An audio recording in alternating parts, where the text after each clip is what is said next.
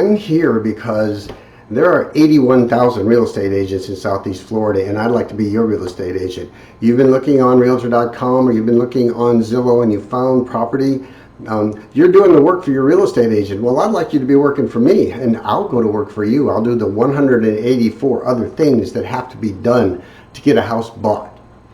The first three things that should be done when you're looking for a house is what I call the expectation definition of a real estate agent. If these things are not being determined at the beginning, then you might need to look for another real estate agent, and hopefully that would be me.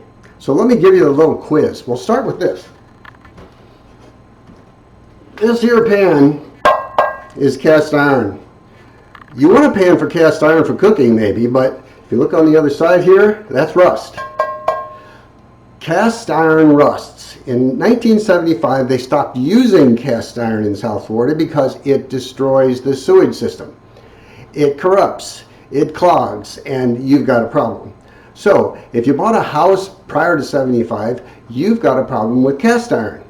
If you're going to buy a house built before 75, you're going to inherit that problem with cast iron. My suggestion is don't buy a house built before 1975. The next thing is 1978. In 1978, they stopped using lead-based paint.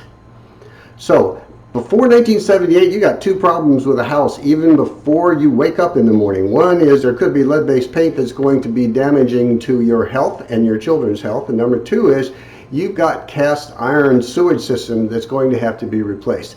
Together, those two things could run up into the thousands of dollars. The last thing is toxic mold. If you're not from Florida, you don't know that much about toxic mold, but let me tell you how you can figure it out quickly. When you walk into a house to walk through that house and you don't have air conditioning in that house, for example, most foreclosures do not have air conditioning in them. If you do that and you have a hint of mildew in the air, there is mold in the walls. There's mold somewhere in that house. And if that house has been without air conditioning for more than 2 weeks, that mold can turn toxic. Once it goes toxic, replacing that mold is going to cost thousands and thousands of dollars.